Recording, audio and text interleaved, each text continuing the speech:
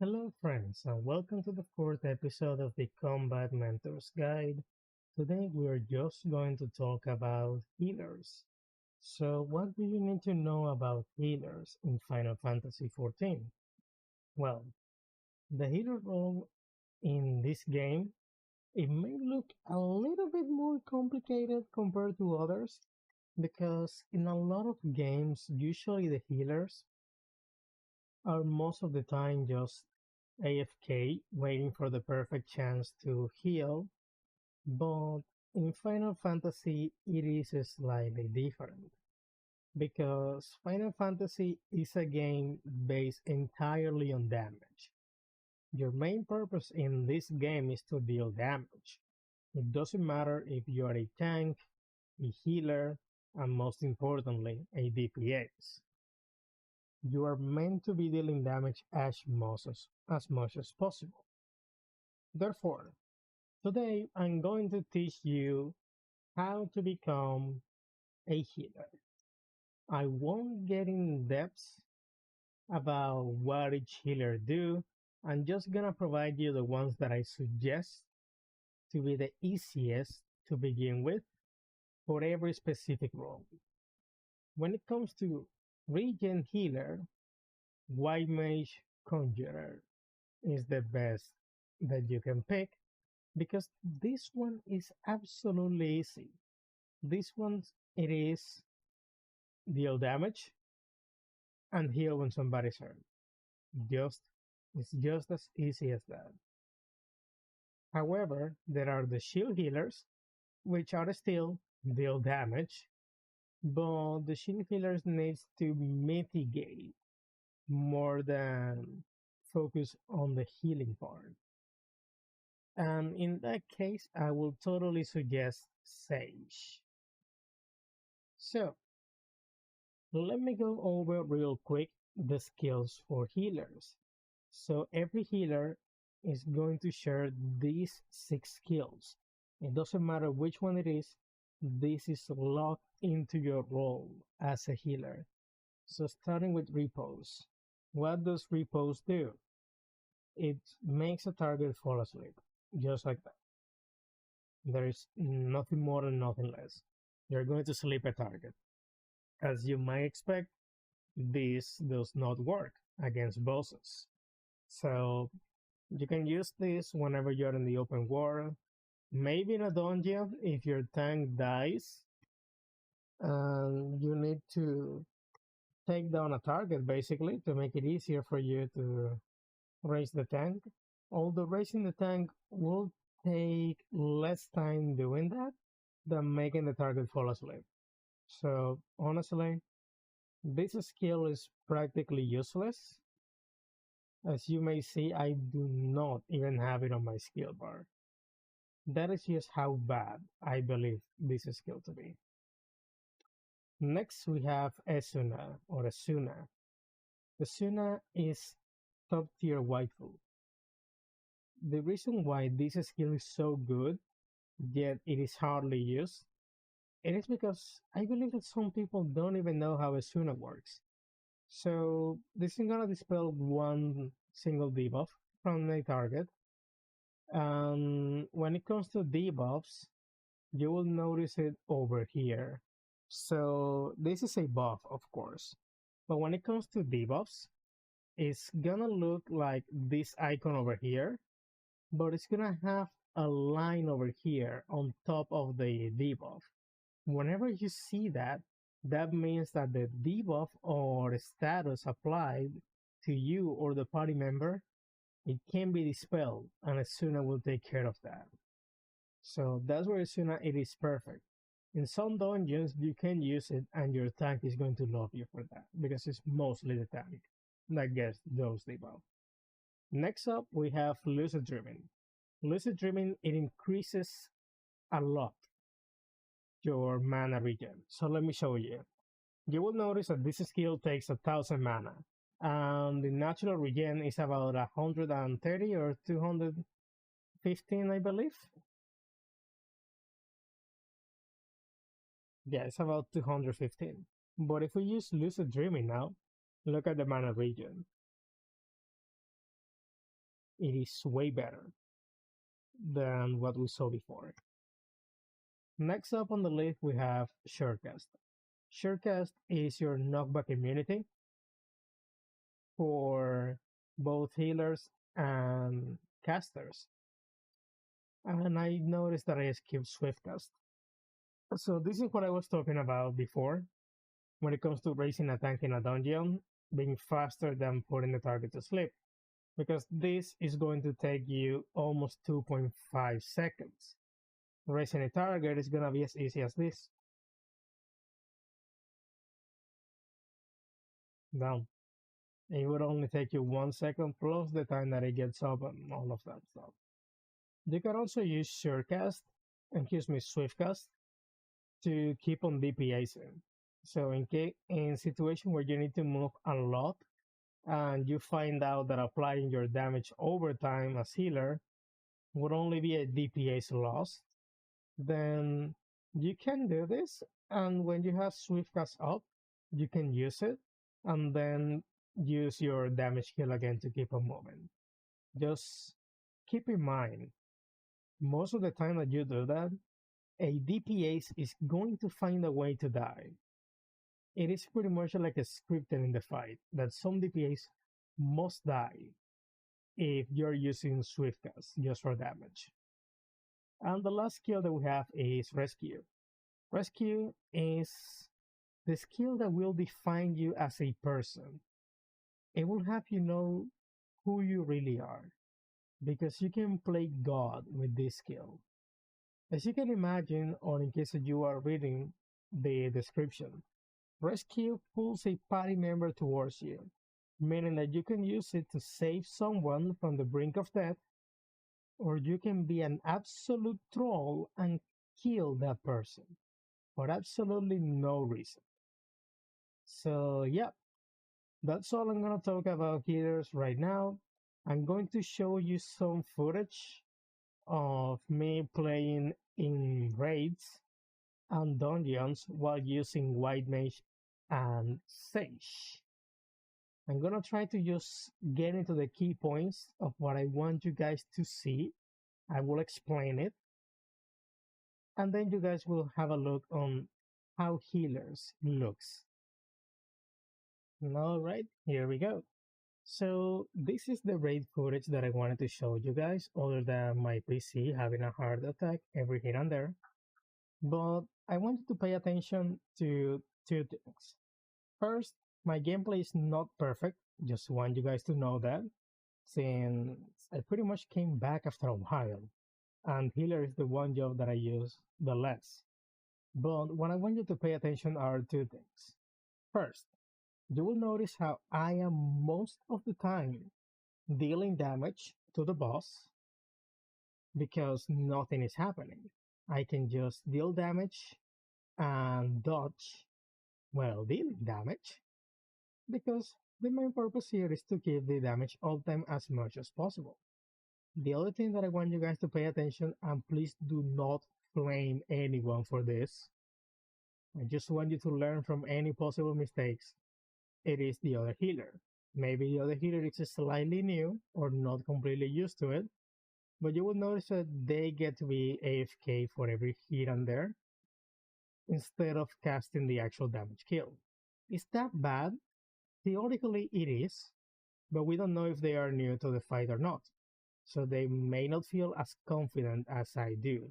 But what I want you guys to know from that, and to don't make the same mistake, it is that whenever there is no harm going on, you must always be dealing damage instead of just waiting for the perfect moment to heal your party for absolutely no reason. So I just wanted to show you guys that first part of the fight, since in that little part you notice some AoE damage going on that were successfully healed, a tank buster that was successfully mitigated, and now the other part that I want you guys to take a look at is over here. In this part, you will notice that there are gonna be 4 stacks. What I want you guys to know about this, it is at least how I am handling with the other healer. these 4 stacks while also dealing as much damage as possible. Because what I love pressing glare and just using one button for damage, like the single brain cell that I am, I cannot forget that my role over here is to keep my party alive. So as I noticed that the other healer is healing a lot, all I did there was mitigate with one of my skills. And since the healer is always casting Medica Tree, look at his mana, that's why you should not be overhealing all the time. I was able to just heal slightly and he complete the rest. Now here I'm gonna be rehealing this part and the whole party is full. So my priority here is to keep everybody alive. Here you will also notice a footage of Surecast being put into action. And now look at how I get to help the tank mitigate the tank buster that is coming. So as you noted in that, because I have pretty much almost no ping because of my distance with the server, I was able to double weave and double mitigate the tank buster on top of the tank's mitigation. And just with that, the tank was completely fine. This is how it looks in a normal raid, by the way. In extremes or savage is certainly going to be different. So keep an eye on that. But what I want you guys to learn from here, from the regen healer point of view, it is how to keep the party alive without overhealing even more than you already should. Now let's take a look at the dungeon footage so you guys can see how I handle the dungeon fights while also dealing damage and keeping my party alive. I'll be seeing you there.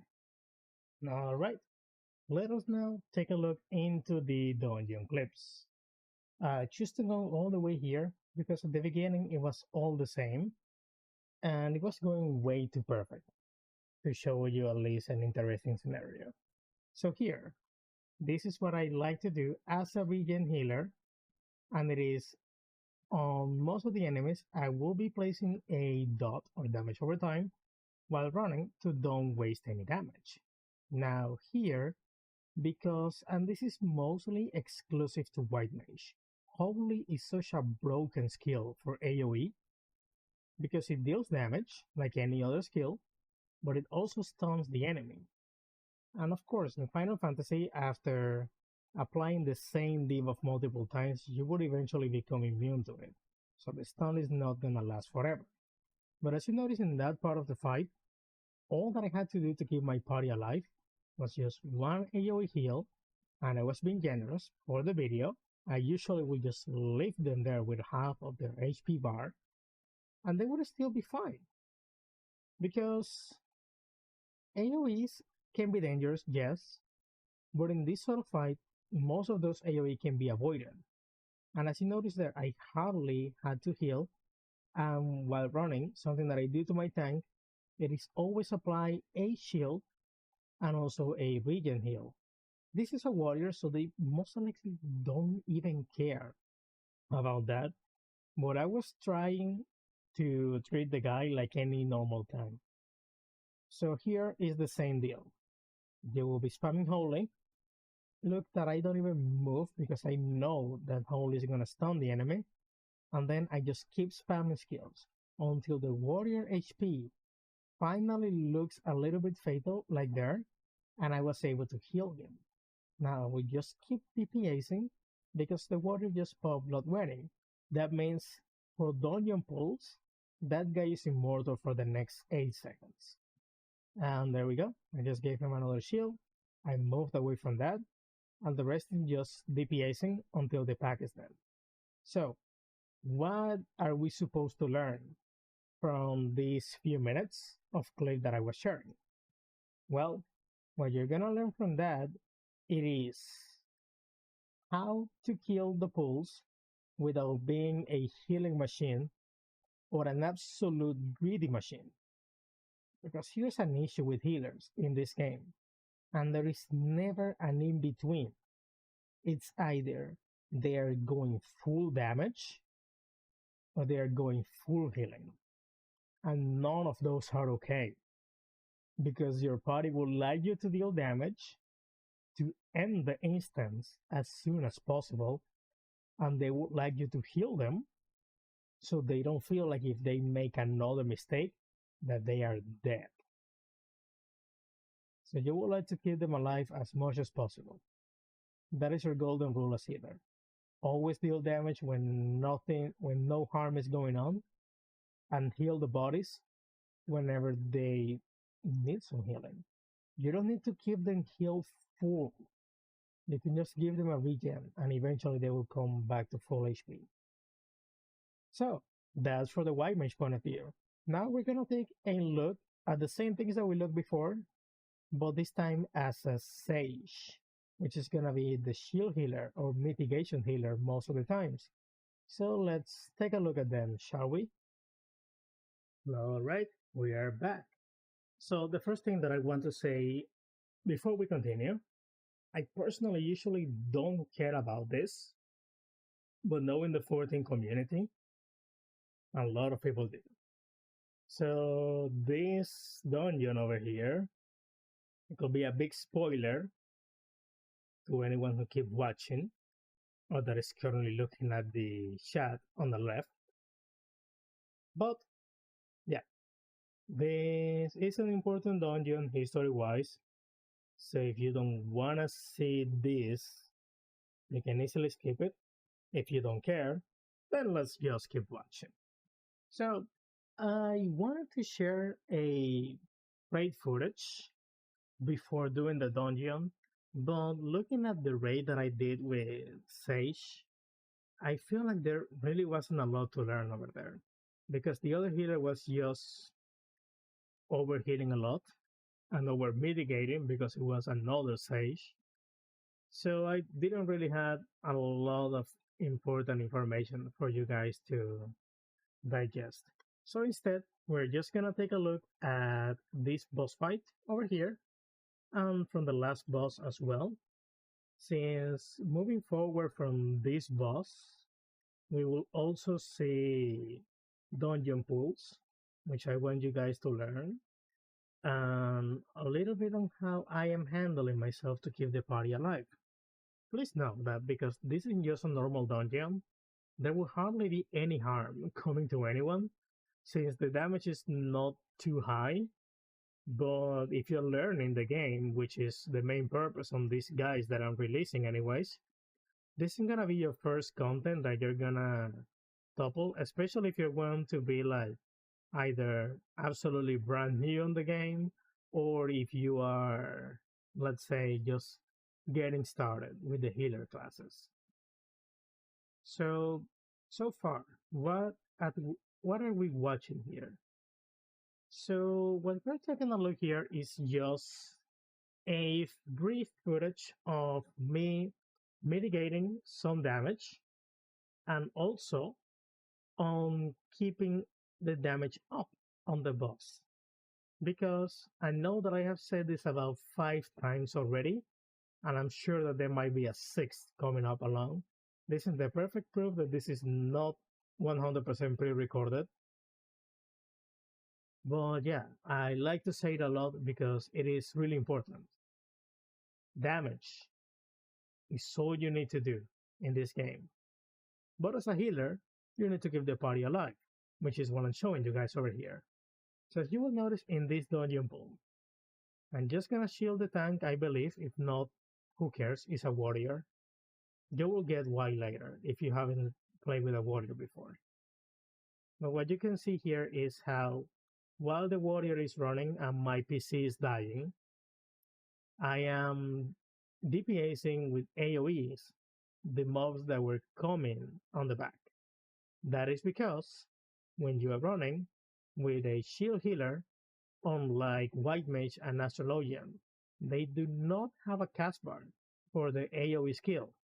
So it's just like any other DPS or tank. It's just an AoE around you. So you can easily run behind the tank and spamming your AoE just to hurt the enemies as much as possible.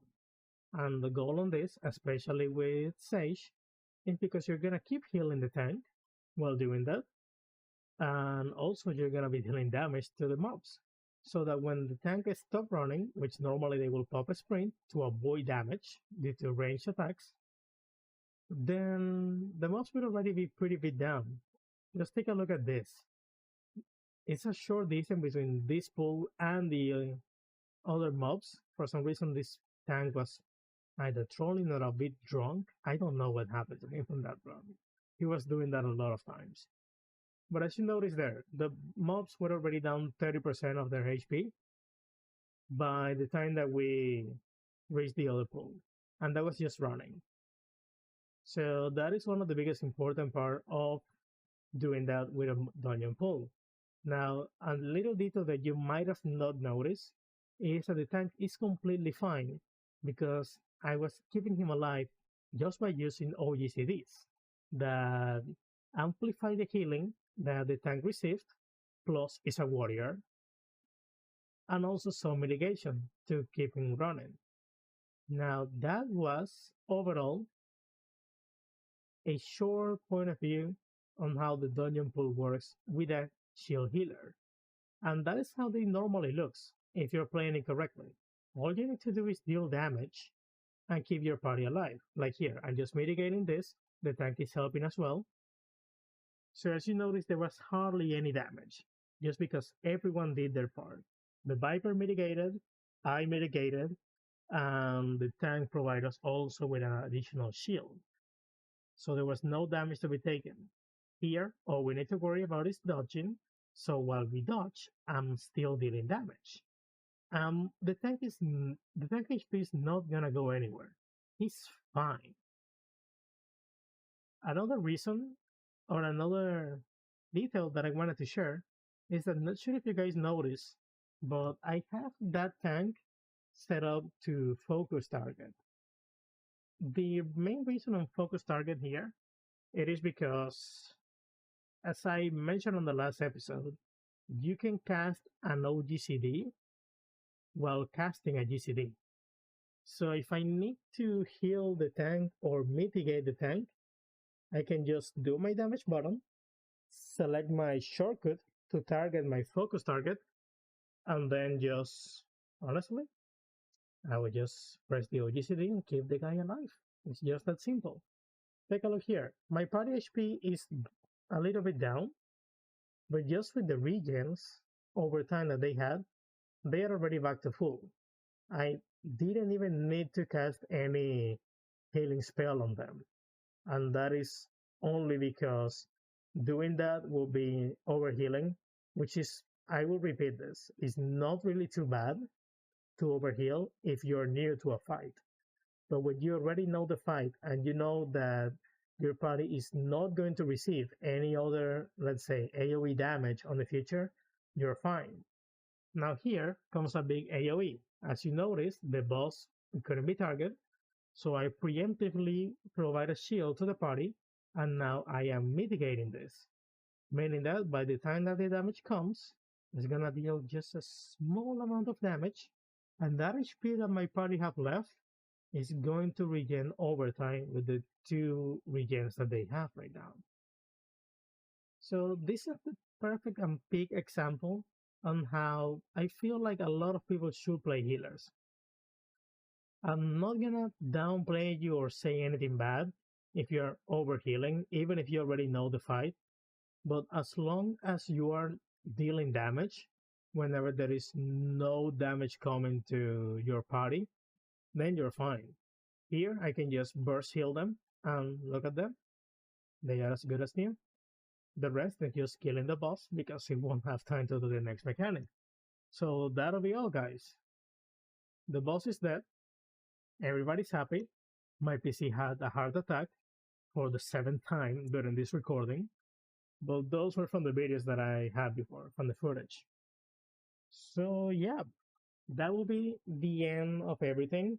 The only thing that is left for you guys to know is that if you ever have any doubts as to when to heal or when to DPS, always go with the healing option first, because you must not forget your role.